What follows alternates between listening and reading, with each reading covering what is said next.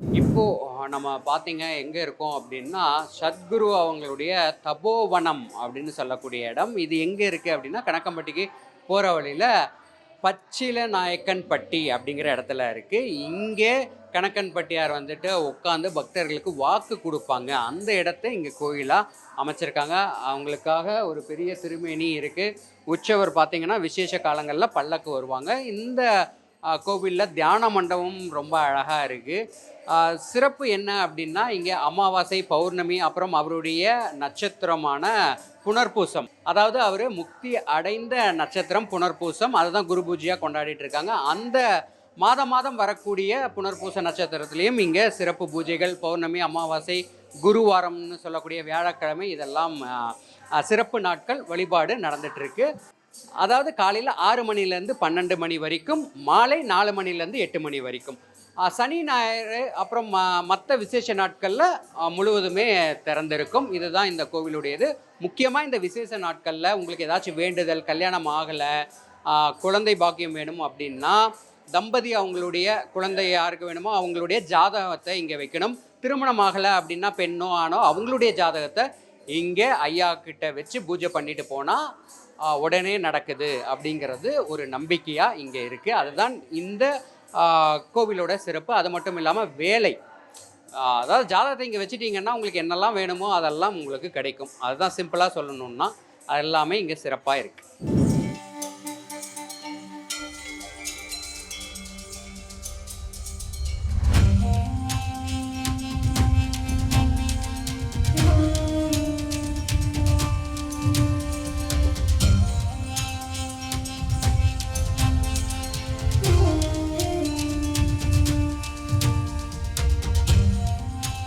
பழனி அப்படின்னாவே நமக்கு முருகர் தெரியும், 3ஆம் படை வீடு. இங்கே பார்த்தீங்க அப்படின்னா இடும்பன் மலை இருக்குது. இன்னொரு சிறப்பு என்ன அப்படின்னா, சமகாலத்தில் 2014 வரைக்கும் நம்ம கூட வாழ்ந்தவர் கணக்கன்பட்டி சித்தர் அப்படிங்கிறது நம்ம எல்லாத்துக்குமே தெரியும். அவர் இந்த இடத்துல அதிக நாட்கள் வருவார். அதாவது நம்ம இன்றைக்கி என்ன பார்க்குறோம் அப்படின்னா, அவர் போன சில முக்கியமான இடங்களில் நம்மளும் பயணிக்கிறோம். அதுதான் இந்த தொகுப்பு காட்சிகள்லாம் நம்ம பார்த்துட்ருக்கோம். அந்த வகையில் இந்த பகுதிக்கும் அவர் அடிக்கடி வருவார் அப்படின்னு சொல்கிறாங்க. இங்கே தான் அவர் எப்பயுமே அமைதியாக தியானத்தில் இருக்கிறத வழக்கமாக வச்சுருந்தார் அப்படிங்கிறது பக்தர்களால் நம்பப்படுற ஒரு விஷயமா இருக்குது.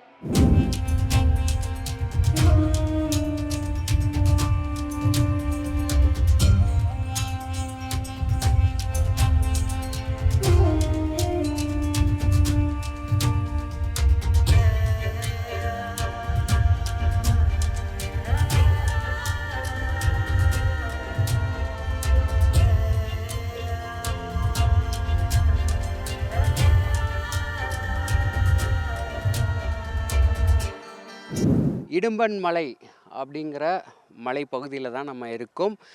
இங்கே தான் வந்துட்டு நம்ம கணக்கம்பட்டியார் அப்படின்னு சொல்லக்கூடிய சத்குரு அவங்க வந்துட்டு இங்கே படுக்கிறதாகட்டும், உட்காந்து அப்புறம் அவர் தியான நிலை அந்த மாதிரி எல்லாம் இருக்கிற இதுக்கு இந்த பகுதிக்கு வந்துடுவார் அப்படின்னு சொல்கிறாங்க.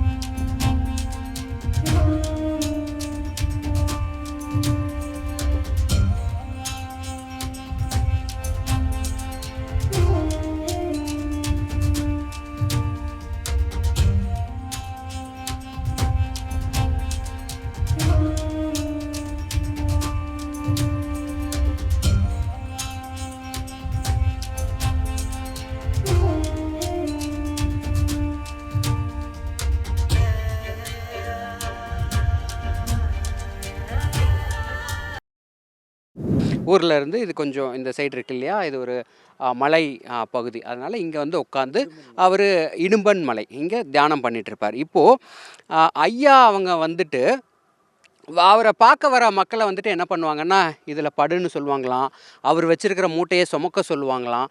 இந்த மாதிரியெல்லாம் அவர் சொல்கிறத வழக்கமாக வச்சுருந்துருக்காரு. அப்படி ஐயா மூலமாக மூட்டை சுமக்க வச்சு, அப்புறம் அவர் படுக்க சொல்லி, இந்த இடத்துல எல்லாம் தான் அவர் சொல்லியிருக்காராம். அப்படி நம்ம கூட இருக்காங்க. அந்த அனுபவத்தை நம்ம கூட இப்போ பகிர்ந்துக்க போகிறாங்க. வணக்கம், உங்கள் பேர் சொல்லுங்கள் ஐயா. என் பேர் மணிமுடிங்க. நீங்கள் சொல்லுங்கள், ஐயா வந்துட்டு அவங்கள எல்லாம் இங்கே வந்துட்டு கூட்டிகிட்டு வருவார் அப்படின்னு சொல்லியிருக்கீங்க. அதுக்கப்புறம் அவர் வச்சிருக்கிற மூட்டையை சுமக்க வைப்பாரா? அது எப்படி, அதை பற்றி கொஞ்சம் சொல்லுங்கள். 92லேருந்து எனக்கு தெரியும் அவரை. அதிகமாக ஆட்கள் வர மாட்டாங்க. 92லேருந்து தெரியும். அதிகமாக ஆட்கள் வர மாட்டாங்க. டீ வாங்கணும்னாலுமே இங்கேருந்து அங்கே போகணும். அடிவாரம் போயிட்டே வாங்க முடியும்.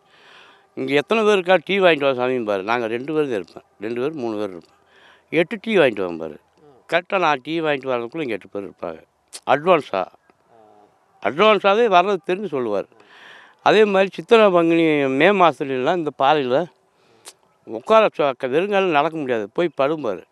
இதில் போய் படுத்தோம்னா சுரக்கும் சூடு பின்னாடி. மே மாதம் பாறை எப்படி இருக்கும்? சூடாக இருக்கும்ல. அப்படி சுரக்கும் சூடு. சுட்டுச்சுனால கொஞ்ச நேரத்தில் லேசாக குழுக்குன்னு ஆயிடும். அவ்வளோ பவராக கீழே உட்காந்து அப்போ கீழே கூட உட்காந்து போய் எல்லாம் போய் படுங்கம்பார். ஒரு சில ஆட்கள் என்ன செய்வாங்கன்னா கால் சுடுன்னு கீழே இறங்கி போயிடுவாங்க. சங்கடப்படுவார். இல்லை ஒருத்தன் போய் படுக்கேன் நீங்கள் எல்லாம் போக மாட்டேங்கிற மாதிரி சங்கடம்லாம் படுவார். அதே மாதிரி லெக் பீஸ் வாங்கிட்டு வர சொல்லுவார். லெக் பீஸ் பிரியாணி வாங்கிட்டு சொல்லுவார். வாங்கிட்டு வந்து அங்கே ஒரு இடம் இருக்குது, அங்கேயும் சாப்பிட்ருக்காரு, இங்கே சாப்பிடுவார். அப்புறம் துணிமணி வாங்கிட்டு வர சொல்லுவார். ஒவ்வொரு நேரம் வாங்கிட்டு வந்து அங்கே ஒரு ஓடை இருக்குது. ஓடையில் போய் குளிப்பாட்டி விடும்பார். நான் முதுகுலாம் தேய்ச்சி குளிப்பாட்டி அன்னைக்கு போட மாட்டார். மற்ற நாள் போட்டுட்டு நம்ம எங்கே இருக்கிறோமோ அந்த இடத்துல வந்து குச்சியை போட்டு நல்லா இருக்காம்பார். அந்த இடத்துல வந்து நிற்பார். அதே மாதிரி இங்கே குளிப்பாட்டி விட்டு துணி எடுத்துகிட்டு வந்து நான் தாலுகாசில் ஒரு வேலையாக போகிறேன், நாங்களை வந்து எடுத்து பண்ணிவிட்டு நல்லா இருக்கா சாமி அப்படிங்கிற ரொம்ப மகிமையானவர்.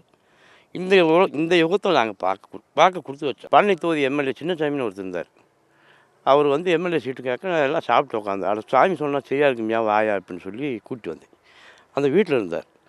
வீட்டில் இருக்கும்போது நானும் அவர் புகழை வாங்கி கொடுத்தோன்னே கடல் ஓரத்தில் போய் பாடம் படி அப்படின்னார்.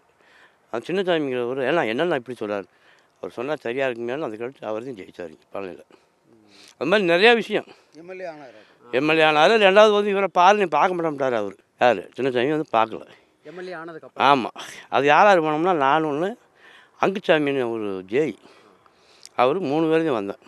அது அவருக்கு தெரியும். நான் சாட்சி வர சொன்னோம்ல, அதனால் அவருக்கு தெரியும். அங்குச்சாமின்னு காலையில் வேச்சு வந்தோம்ல, அவர் நான் 3 பேரும் வந்து பார்த்தேன். அந்த பேர் ஜெயலலிதா இருந்தப்போ. அதே மாதிரி எம்எல்ஏ சீட்டும் கிடச்சது, ஜெயிச்சும் போனார். ஆனால் இவர் திரும்பி பார்க்கல. அப்படி ஆளை வந்து இவர் மதிக்க மாட்டார். ரெண்டாவது என்னை கேட்டால் ஏன் சாமி அவனெல்லாம் கூட்டி வரீங்க, எதுக்கு சாமி கூட்டி வரீங்கன்னு கேட்டார். தெரியாமல் கூட்டி வந்தேன் சாமி அப்படின்னு. நிறையா மகிமை. சுண்ணாம்பு தண்ணி இருக்குல்ல, சுண்ணாம்பு தண்ணியை கலக்கி குடிம்பார். சாமி வாய் வந்தோம்னு என்னை நம்புறியா இல்லையா, முதல்ல குடி அப்படிம்பார். நான் 2-3 தடவை குடிச்சிருக்கேன். இவரும் சாப்பிட்ருக்காரு.